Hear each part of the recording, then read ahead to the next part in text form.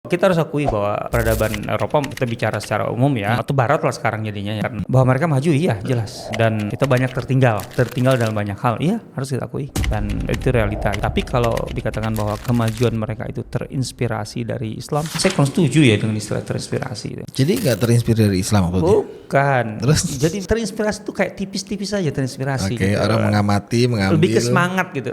Oh gitu. Bukan hanya semangat itu. Eropa itu nyusu ke peradaban Islam. Menarik nih diksinya. Yusuf, gimana tuh maksudnya penjelasan? Saya juga agak mengherankan literatur kita ini dalam berbahasa Indonesia ya, baik itu memang asli ditulis oleh orang Indonesia ataupun yang diterjemahkan. Berarti kalau diterjemahkan memang sumbernya ya kebanyakan dari Barat lah ya. Itu persentuhan Barat atau Eropa di sini dan kemajuan Eropa itu selalu dikaitkan dengan Baghdad. Seakan-akan itu yang lebih menonjol. Menurut saya enggak.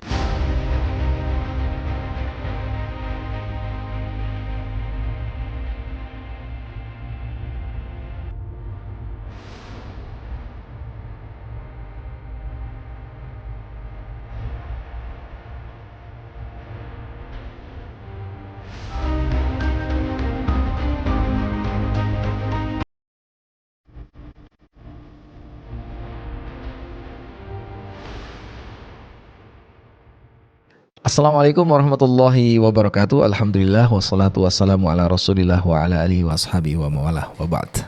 Masih di channel yang sama, Sirah TV, yang menyajikan kajian seputar Sirah Nabawiyah dan sejarah peradaban Islam. Dan berbicara peradaban Islam, orang-orang sering menyebut puncaknya itu ada di Baghdad ya.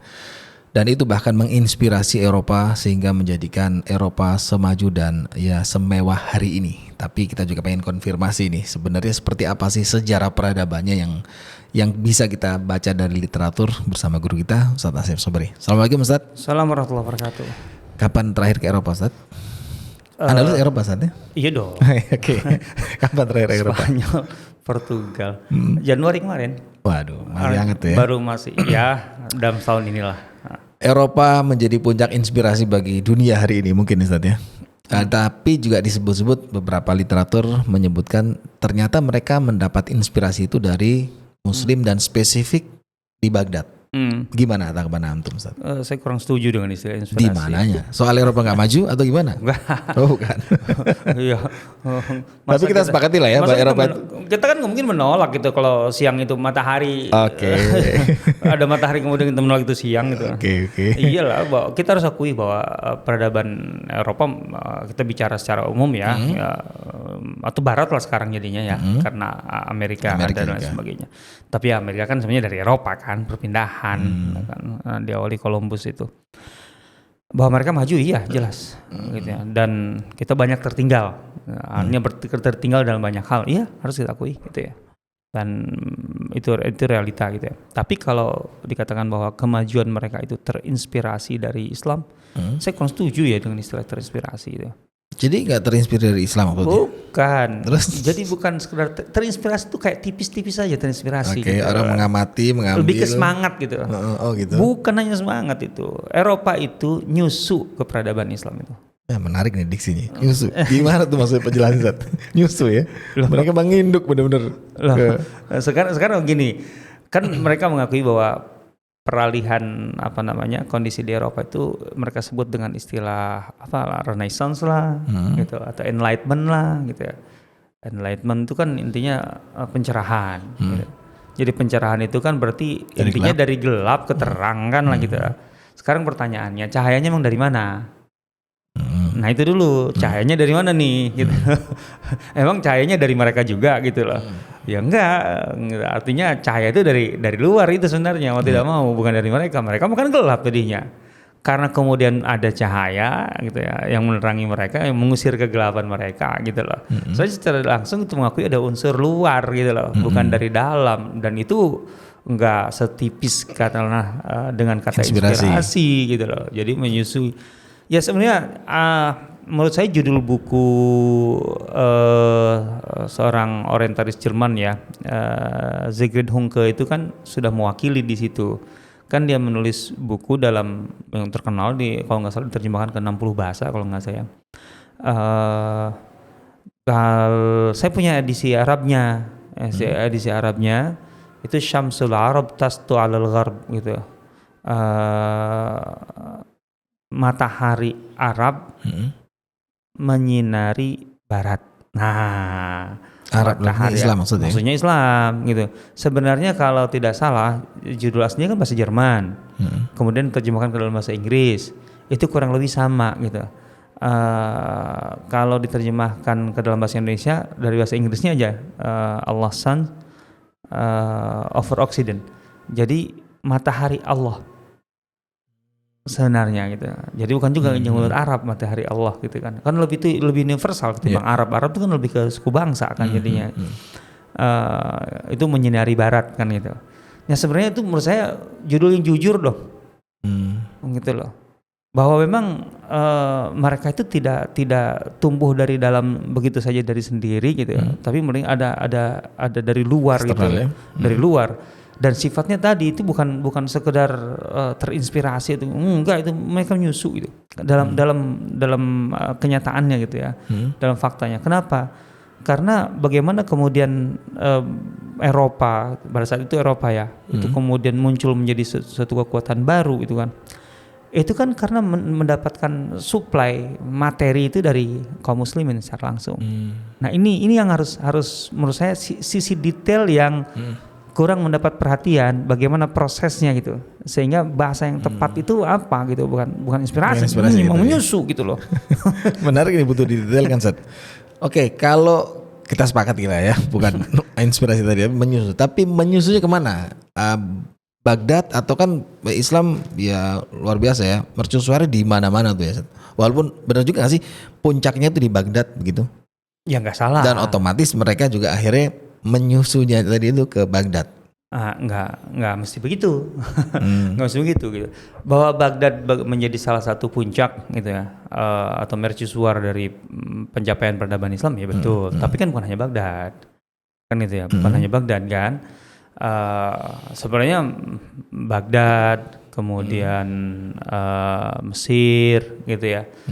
Kemudian Andalus gitu ya. Kemudian satu yang jarang disebut, sering dilupakan. Sisilia. Itali. Oh ya? Itu mercusuar juga. Loh iyalah. Apalagi kalau kita berkaitan dengan ini ya, dengan Eropa gitu ya. Itu kan memang bersentuhan langsung. Nah, yang bersentuhan langsung dengan Eropa itu kan Andalus dan Sisilia sebenarnya. Kalau Baghdad mah kan di Irak. Iya, iya. Dan lihatnya lah kalau di peta lah, Irak tuh jauh ke barat itu. Artinya secara darat mah nggak mudah itu aksesnya. Itu harus melalui ya Kaukasus kalau untuk bagian timur gitu ya, atau Anatolia. Konflik ya. Anatolia, dan itu adalah wilayah konflik yang tidak pernah berhenti itu gitu loh. Artinya sampai Baghdad runtuh aja itu masih wilayah konflik yang luar biasa dengan Eropa gitu. Artinya untuk persentuhan peradabannya itu belum seberapa dibanding dengan Sisilia dan Andalus. Saya juga agak mengherankan gitu loh, literatur kita ini dalam berbahasa Indonesia ya, baik itu memang asli ditulis oleh orang Indonesia ataupun yang diterjemahkan gitu ya. Berarti kalau diterjemahkan memang sumbernya ya kebanyakan dari Barat lah ya. Itu persentuhan Barat atau Eropa di sini dan kemajuan Eropa itu selalu dikaitkan dengan Baghdad. Seakan-akan itu yang lebih menonjol. Menurut saya enggak. Kayaknya Andalus tidak lebih populer dari Nah itu dia. Baghdad ya. Padahal menurut saya sebaliknya. Menurut saya sebaliknya. Gitu ya. Ya kalau kita bicara kemajuan Eropa itu dikaitkan dengan kemajuan pendidikan, keilmuan. Sekarang aktivitas pendidikan, persentuhan aktivitas pendidikan antara Eropa dengan Islam gitu. Atau kemudian mercusuarnya adalah universitas tertua di Eropa itu konon disebutkan itu adalah Bologna yang ada di Italia gitu ya. Dan itu tahun 1088 tertua tuh. Iya dong. Ya lebih kurang lah kalau kita baca di wiki sih gitulah. Gitu ya. Tapi alhamdulillah lah itu tahun-tahun awal memang kemunculan universitas di Italia gitu.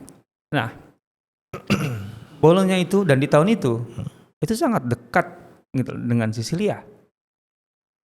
Dan Sisilia tentu saja, Sisilia itu kan perpanjangan dari daulah Islam yang ada di Tunis. Dan di Tunis sudah ada mercusuar pendidikan yang sangat maju dan lebih tua dari Bologna, yaitu Zaytuna. gitu. Ya sebelum Zaitunah sebenarnya Kairouan itu dulu. Jadi Masjid Kairouan itu sudah menjadi kampus kan. Dan itu jauh lebih tua dari Bolonya. Ingat, Bolonya itu 1088. 1088 itu sudah sangat dekat dengan perang salib. Sebelum perang salib. Gitu. Perang salib ke Syam maksud saya.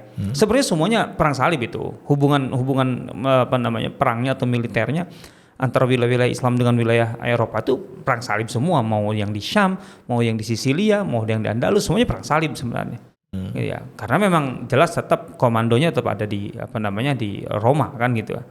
Nah, tapi yang jelas perang salib yang terkenal itu kan yang ke Syam, yang kemudian ke Baitul Maqdis itu. Nah, itu kan Bolonya berdiri sebelum itu atau di masa awal perang salib. Nah, itu artinya persentuhannya kan lebih lama dari itu. Sebelumnya maksudnya. Dan di situ sudah ada Sisilia, dan Sisilia, Palermo itu kan Islam semuanya. Kaum muslimin kan 250 tahun di situ. Dan menariknya sampai kemudian kaum muslimin kalah, artinya Sisilia direbut oleh waktu itu Normandia ya, bangsa Norman, yang sebenarnya bukan asal Italia gitu, karena mereka dari Viking asal usulnya.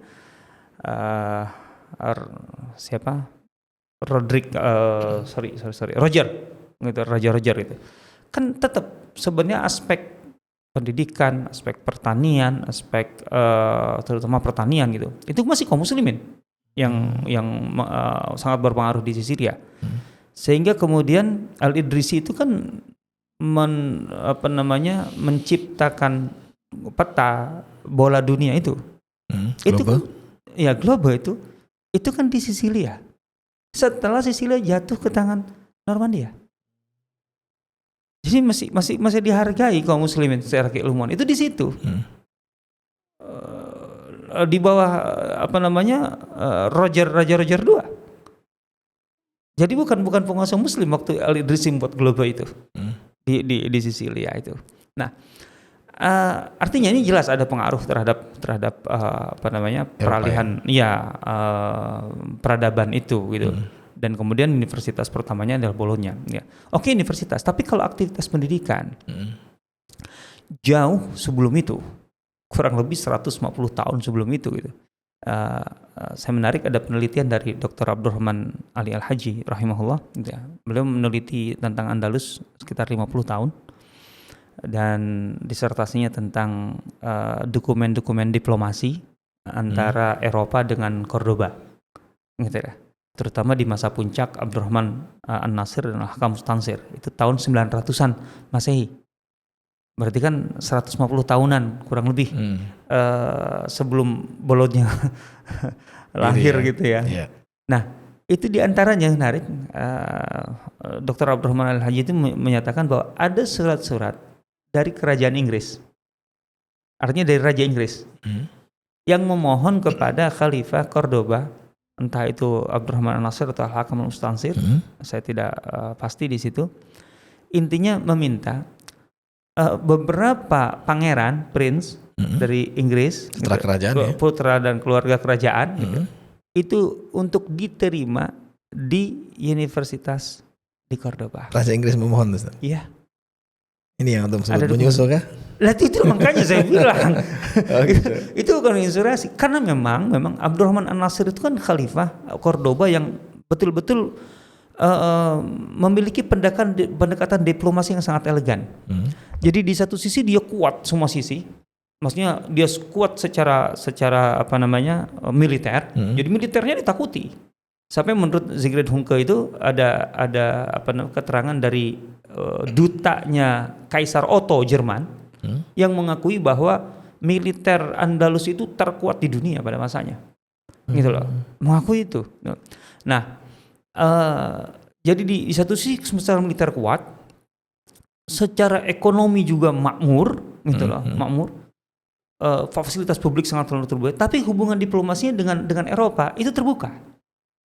Jadi cara dalam arti pendekatan dari Abdurrahman An-Nasir itu untuk katakanlah menaklukkan Eropa itu bukan dengan penaklukan administrasi atau wilayah. Bagaimana Eropa itu kemudian tidak mengganggu Andalus gitu loh, tidak menjadi ancaman dan gangguan bagi Andalus itu dengan pendekatan itu.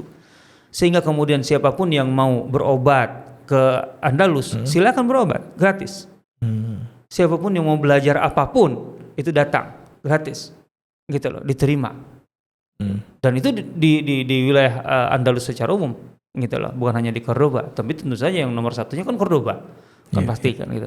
Nah ibu kotanya, nah itu dia seperti itu caranya, sehingga kemudian banyak sekali dari Eropa itu masuk ke Cordoba, dan itu memang sebenarnya sebelum Abdurrahman An-Nasir pun sudah, cuman puncaknya di Abdurrahman An-Nasir, gitu loh, sehingga disebut sekolah fashion ada di Andalus. Ya kan itu Ziryab itu kan. Ziryab, okay. Sekolah musik. Apa namanya musik, sekolah apalagi apa istilahnya yang terkait dengan tata boga dengan apa itu kan sudah ada di situ di Andalus. Itu yang kayak gitu ya, apalagi yang keilmuan dalam arti sains dan sebagainya gitu. Dan itu dari Eropa terbuka betul, masuk ke situ, belajar di situ. Nah itu sebelum ada gonjang-ganjing keributan dalam sini, setelah itu ya masa Tawaif dan seterusnya. Jadi 150 tahun sebelum Bologna berdiri universitasnya gitu, itu sudah ada aktivitas yang sangat intensif sekali Eropa itu, dan kelompok elit Eropa itu belajar gitu ya. Bahkan kalau dalam catatan kalau tidak salah yang di Qarawiyyin, di Masjid Qarawiyyin itu, di antara yang pernah katakanlah melakukan kunjungan pendidikan gitu, termasuk belajar itu kalau nggak salah Paus Sylvester II kalau nggak salah tahun 1000-an Masehi itu dia belajar di Andalus, dan dia bahkan pernah artinya melakukan lawatan pendidikan ke Qarawiyyin gitu loh. Belajar tuh ya? Iya. Bukan kunjungan diplomatik. Bukan. Sebelum dia kemudian diangkat jadi paus ya, pas pulang kemudian kan terkenal jadi paus kan. Itu diantaranya, gitu loh. Jadi menurut saya ini bukan inspirasi, lembaga inspirasi gimana, nyusu. Oke. Terus peran Baghdad di mana dalam hal ini? Ini yang saya sendiri tentu saja bagi saya PR ya, artinya untuk mempelajari. Analisa singkatnya apa kira-kira, Ustaz? Mungkin begini ya. Karena memang Baghdad itu kan jelas sebagai ibu kota Abbasiyah gitu ya, dan terkenal dengan Baitul Hikmahnya, dan Baitul Hikmah itu memang ada interaksi dengan Barat kan, dalam bentuk dari sejak Al-Mansur, apalagi puncaknya di masa Harun al-Rashid ya, dan kemudian Al-Ma'mun. Itu kan pertama dalam hubungan perang aja ya, di antara syarat-syarat perdamaian, kalau kemudian terjadi perjanjian perdamaian, itu kan diantaranya menyertakan manuskrip, minta ada pengiriman manuskrip dari terutama dari Eropa gitu ya, ke ya maksudnya dari Eropa itu dari bawah pengaruh Eropa lah. Waktu itu kan Anatolia masih di bawah pengaruh Eropa, Konstantinopel dan sebagainya, ke Baghdad. Itu diantaranya kan itu, untuk kemudian menjadi bagian dari koleksi Baitul Hikmah. Tapi bukan koleksi dalam arti koleksi, karena di Baitul Hikmah itu kan sebenarnya think tank di bawah khalifah langsung gitu. Artinya itu pusat riset dan pusat ya pengkajian berbagai aspek strategis lah gitu ya, dan melahirkan banyak sekali keilmuan. Di situ perpustakaan yang sangat terkenal gitu ya. Jadi ada tim gitu, sehingga ketika manuskrip datang itu kemudian dipelajari oleh tim, dipelajari melalui proses terjemah gitu ya, terjemah kemudian dipelajari, kemudian dikembangkan gitu, lahirlah karya-karya dari berbasis itu gitu, atau katakanlah mengutip dari situ dan seterusnya. Nah itu kan terkenal sekali itu. Sebenarnya di Andalus pun sama. Al-Hakam Al-Mustansir itu punya ekspedisi ke semua wilayah Islam dan ke wilayah Barat. Jadi buku terbaru gitu loh, pada saat itu kan belum ada percetakan gitu loh. Jadi buku itu satu-satu kan ditulisnya kan.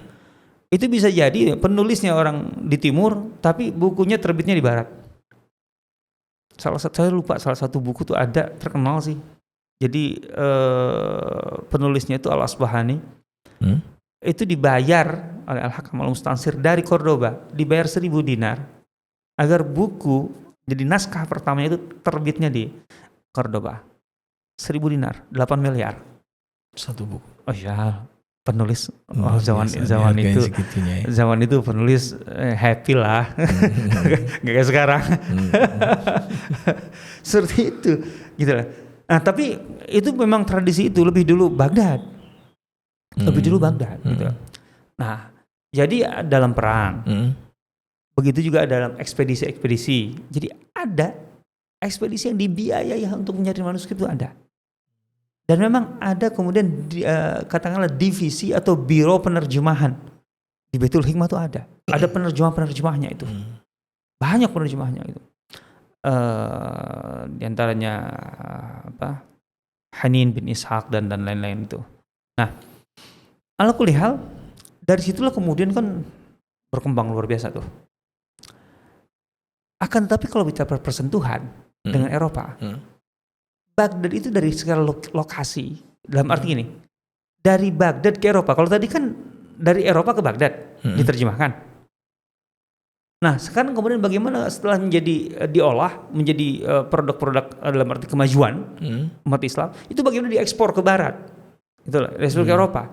Ini kan nggak mudah. Hubungannya cenderung perang setelah itu. Zaman Mu'tasim itu kan sampai ke Amuria dan lain sebagainya. Setelah itu, terus kemudian jarak yang sangat jauh, gitu loh. Saya melihat para penulis itu ketika mengaitkan Baghdad dan Eropa itu melalui perang salib. Selalu jembatannya itu perang salib, artinya secara teknisnya itu melalui perang salib. Padahal perang salib juga nggak bersentuhan langsung dengan Baghdad. Perang salib di sekitar Anatolia dan kemudian katakanlah Syam yang paling utama kan. Oke, tapi kan itu memang di bawah secara administrasi di bawah Baghdad gitu ya. Oke, tapi kan kalau secara waktu perang salib di Syam itu kan tahun 490 Hijriah. Tahun 1090-an, 1092, 93 gitu. Nah, artinya tadi kan berdekatan dengan berdirinya Universitas Bologna. Dan itu artinya Eropa sebenarnya sudah lebih dulu tercerahkan sebelum itu. Iya. Kan begitu. Artinya kalau patokannya Bologna aja yang jelas lebih dekat ke Italia ketimbang lebih dekat ke Sisilia daripada ke Baghdad. Nggak mungkin lah masa ke Baghdad hubungannya. Ya jelas ke Sisilia lebih dekat gitu loh.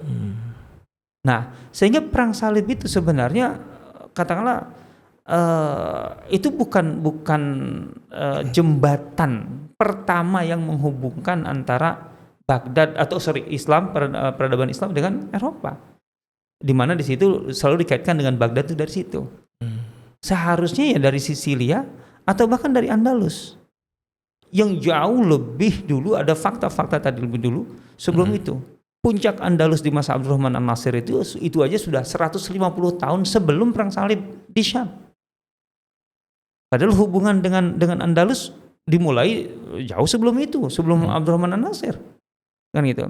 Jadi utusan dari Kaisar Otto Jerman itu di masa Abdurrahman Al-Ausat gitu ya, Abdurrahman si kakeknya Abdurrahman An-Nasir itu sudah ada di situ. Jadi hubungan dengan Skandinavia dan sebagainya itu sudah ada gitu loh. Nah, jadi menurut saya tidak tepat gitu loh. Kalau dikatakan lebih dulu Baghdad gitu loh pengaruhnya ke Eropa. Itu dari sisi waktu gitu. Tapi kalau kemudian ditanya terus, tapi kenapa yang populer tuh Bu? Baghdad. Dan kenapa kemudian Andalus cenderung kurang populer? Nah, ini yang seharusnya masih membutuhkan banyak hal kalau bagi saya. Cuman mungkin kalau soal pengaruh kekuasaan, pengaruh juga nggak dari sana? Maksudnya kekuasaan gimana? Baghdad lebih luas gitu misalnya. Tapi kan kalau ke Eropa persentuhannya kan lebih dekat ke Andalus. Andalus menyambung. Secara darat aja nyambung. Dan biasa orang Eropa masuk negara-negara Eropa keluar masuk ke Andalus biasa banget gitu loh. Artinya di luar perang mereka biasa kok. Tadi mau berdagang, mau belajar, mau berobat gitu ya. Nah, walau alam. Tapi kalau sejarawan Eropa lebih banyak mengangkat Baghdad, terutama Al-Ma'mun, saya menduganya justru lebih kepada masalah yang sebenarnya tidak ilmiah jadinya. Apa itu? Asumsi maksudnya? Al-Ma'mun itu pendukung Mu'tazilah. Masyhur itu ya. Ya jelas kalau itu pro Mu'tazilah. Dan Mu'tazilah tentu saja yang paling menonjol, isu paling menonjol dari Mu'tazilah adalah rasionalitas. Okay. Nah tentu saja bagi Barat itu lebih inline, lagi Eropa gitulah, yang modern gitu ya, yang rasional empiris itu ketimbang Andalus. Karena tentu saja Barat dibangun, artinya peradaban Barat dibangun dengan rasionalitasnya dan sebagainya. Jadi merasa lebih nyambungnya dengan Baghdad, gitu, lebih cocok, gitu loh. Seakan-akan Islam itu adalah al-ma'mun juga, gitu loh. Bahwa kemajuan Islam itu adalah ketika rasional, apalagi Barat pengennya adalah rasional sekuler dalam arti itu ya. Islam rasional. Saya bilang peradaban Islam tidak rasional gitu, tapi bukan sekuler. Tapi mereka kan ingin menafsirkannya ke sana. Karena kalau mereka kemudian mengangkatnya Andalus yang secara objektif, menurut saya dari segi historis ya, dan secara logis juga, iya gitu ya. Gitu ya. Kalau seandainya hubungannya atau kalau disebut tadi inspirasi itu, tapi saya nggak setuju ya. Artinya kalau pengaruh peradaban Islam ke Eropa itu justru dari Andalus yang diangkat, itu akan membongkar sisi lemahnya, ya aib dalam arti kelemahan Barat yang luar biasa sebelum bersentuhan dengan Islam itu. Ya karena kalau ibaratnya anak bayi nyusu kan sebenarnya lemah, bergantung banget kan. Kan ketika Eropa atau kerajaan Katolik itu bisa mengalahkan Toledo, betul mereka unggul secara militer saat itu. Tapi mereka kaget ketika ternyata mereka mendapatkan perpustakaan kaum muslimin itu luar biasa. Dan mereka melihat itulah kunci kemajuan umat Islam sebelum itu. Maka apa yang mereka lakukan? Mulai proses penerjemahan, kan gitu loh. Jadi bagaimana supaya katakanlah keilmuan Islam itu merayak lah gitu artinya. Kalau dulu kan elit-elit tok gitu loh. Maka kemudian proses penerjemahan itu. Dan proses penerjemahan itu lama sekali, buku-buku Islam itu. Toledo School of Translators itu usianya kurang lebih 350 tahun. Jadi nerjemahin buku Islam itu perlu 300 tahun tuh di satu institusi. Gitu loh. Artinya betapa inferiornya Barat di abad-abad itu ketika mereka mulai memindahkan gitu kemajuan yang dicapai umat Islam ke Eropa. Kalau melalui studi tentang pengaruh Andalus terhadap Eropa, pasti akan ketahuan betapa inferiornya Barat. Karena itu mereka lebih menggunakan Baghdad. Saya rasa. Dan karena itu juga antum lebih sering atau rutin ke Andalus dibanding Baghdad. Iya, susah Baghdad lah. Gitu Nggak mesti gitu juga alasannya. Tapi asik aja menerangkan Eropa di abad-abad itu dalam arti secara umum dan Andalus di abad itu. Artinya saya selalu gini, kalau kita ingin membandingkan sebuah peradaban gitu ya, bandingkanlah apple to apple gitu loh. Artinya kalau sekarang apa sih umat Islam sekarang terbelakang bla bla bla, tuh lihat Barat gini-gini. Ya memang kalau memang kita bandingkan sekarang gitu loh. Ingat umat Islam itu peradabannya sekarang, siklus peradabannya berada di bawah. Lagi di bawah, ya lagi berusaha untuk naik lagi. Gitu. Jangan denial, jangan denial. Iya, sementara Barat berada di puncak pencapaian peradabannya, yang nggak apple to apple. Kalau memang pakai logika yang sama, yuk kita pakai juga Andalus di masa Abdurrahman Nasir, Al-Hakam Mustansir, dan kemudian negara Eropa yang lain-lain di masa yang sama. Anda akan ketawa. Nggak ada apa-apanya itu, bukan nggak ada apa-apanya. Nyusu kayak bayi 6 bulan eksklusif, serius. Nggak ada apa, inferior banget. Bahkan setelah itu pun masih inferior. Bahkan kalau kita baca era Mudekhares, yang itu juga beratusan tahun, 200-300. Artinya ini raja Eropa, raja-raja Spanyol dan kemudian Eropa, ketika mereka ingin membangun bangunan yang indah, itu arsiteknya pasti Muslim. Pasti deh. Iya, masa Mudekhar ya, makanya Mudekhar itu karena memang itu yang membangun itu Muslim, cuman ada ornamen-ornamen Katoliknya. Karena yang mempunyai proyeknya adalah Katolik gitu loh. Tapi mereka belum bisa membangun yang indah. Dan itu ratusan tahun. Begitu baru apple to apple. Nyusu. Oke. Jadi selain Spanyol, kemudian Maroko, kapan agenda Rihlah peradaban ke Baghdad. Aduh, belum kebayang. Belum diagendain ya. Belum. Oke, next lah, mudah-mudahan teman-teman bisa tulis tuh pengen rihlah peradaban kemana. Mudah-mudahan Ustaz setujui dan kita bisa berangkat bareng insyaallah. Jazakallah khair Ustaz ilmunya untuk kita semuanya, dan kita akan jumpa di episode berikutnya. Subhanakallah bihamdika asyhadu an la ilaha illa anta astaghfiruka wa atubu ilaik. Assalamualaikum warahmatullahi wabarakatuh. Waalaikumsalam warahmatullahi wabarakatuh. Para penonton yang budiman, terima kasih telah menyimak sajian dari Sirah TV. Semoga menjadi jalan terbaik Anda untuk lebih dekat dengan Rasulullah SAW.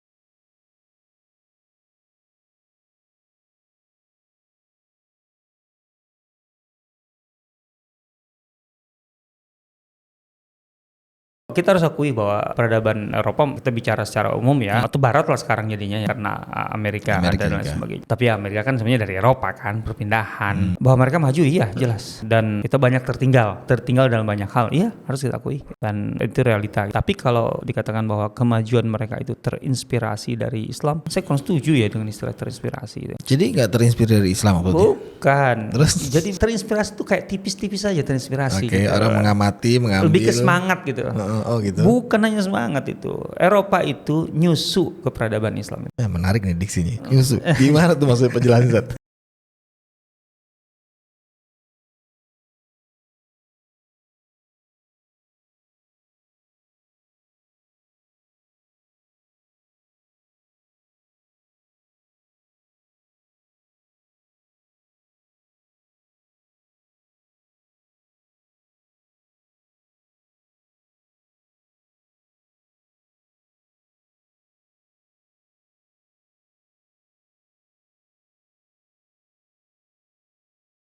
Saya juga agak mengherankan literatur kita ini dalam berbahasa Indonesia ya, baik itu memang asli ditulis oleh orang Indonesia ataupun yang diterjemahkan. Berarti kalau diterjemahkan memang sumbernya ya kebanyakan dari Barat lah ya. Itu persentuhan Barat atau Eropa di sini dan kemajuan Eropa itu selalu dikaitkan dengan Baghdad. Seakan-akan itu yang lebih menonjol. Menurut saya enggak. Ya kalau kita bicara kemajuan Eropa itu dikaitkan dengan kemajuan pendidikan, keilmuan. Sekarang aktivitas pendidikan, persentuhan antara Eropa dengan Islam. Atau kemudian mercusuarnya adalah universitas tertua di Eropa itu konon disebutkan itu adalah Bologna yang ada di Italia. Dan itu tahun 1088. Dan di tahun itu sangat dekat dengan Sisilia. Sisilia tentu saja, Sisilia itu kan perpanjangan dari daulah Islam yang ada di Tunis. Dan di Tunis sudah ada mercusuar pendidikan yang sangat maju dan lebih tua dari Bologna. Itu Zaytuna. Sebelum Zaytuna sebenarnya Kairouan. Itu artinya persentuhannya kan lebih lama dari itu. Sebelumnya maksudnya. Dan di situ sudah ada Sisilia. Dan Sisilia, Palermo itu kan Islam semuanya. Kaum muslimin kan 250 tahun di situ. Dan menarik sampai kemudian kaum muslimin kalah, artinya Sisilia direbut oleh waktu itu Normandia ya, bangsa Norman. Kan tetap sebenarnya aspek pendidikan, aspek pertanian itu masih kaum muslimin yang sangat berpengaruh di Sisilia. Sehingga kemudian Al-Idrisi itu kan menciptakan peta bola dunia itu. Ya, globe itu kan di Sisilia. Setelah Sisilia jatuh ke tangan Normandia di bawah Raja Roger II. Jadi bukan penguasa muslim waktu Al-Idrisi membuat globe itu. Artinya ini jelas ada pengaruh terhadap peralihan peralihan peradaban itu, dan kemudian universitas pertamanya adalah Bologna. Oke, universitas, tapi kalau aktivitas pendidikan jauh sebelum itu, kurang lebih 150 tahun sebelum itu gitu. Saya menarik ada penelitian dari Dr. Abdurrahman Ali Al-Haji rahimahullah. Beliau meneliti tentang Andalus sekitar 50 tahun dan disertasinya tentang dokumen-dokumen diplomasi antara Eropa dengan Cordoba tahun 900-an Masehi. Berarti kan 150 tahunan kurang lebih sebelum Bologna lahir. Itu diantaranya menarik, ada surat-surat dari kerajaan Inggris, artinya dari Raja Inggris, yang memohon kepada Khalifah Cordoba, entah itu Abdurrahman An-Nasir atau Al-Hakam Al-Mustansir, intinya meminta beberapa pangeran, prince dari Inggris, putra dan keluarga kerajaan, itu untuk diterima di universitas di Cordoba. Raja Inggris memohon, Ustaz? Iya.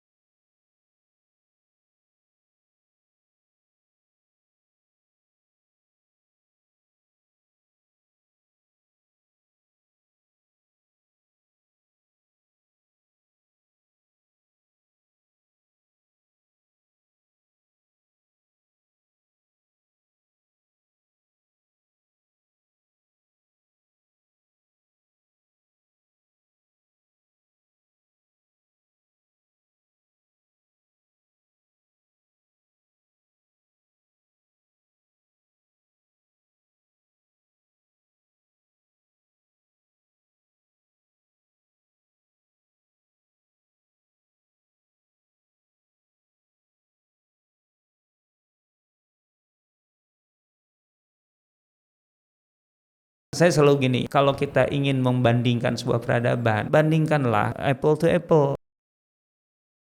Artinya kalau sekarang, apa sih umat Islam sekarang terbelakang bla bla bla, tuh lihat barat gini-gini. Ya memang, kalau memang kita bandingkan sekarang, ingat umat Islam itu peradabannya sekarang, siklus peradabannya berada di bawah. Ya lagi berusaha untuk naik lagi gitu. Jangan denial. Iya, sementara barat berada di puncak pencapaian peradabannya, yang nggak apple to apple. Kalau memang pakai logika yang sama, yuk kita pakai juga. Andalus di masa Abdurrahman Nasir, Al-Hakam Mustansir, dan kemudian Eropa, negara Eropa yang lain-lain di masa yang sama. Anda akan ketawa. Nyusu mereka. Nyusu, kayak bayi 6 bulan eksklusif, serius. Nggak ada apa, inferior banget.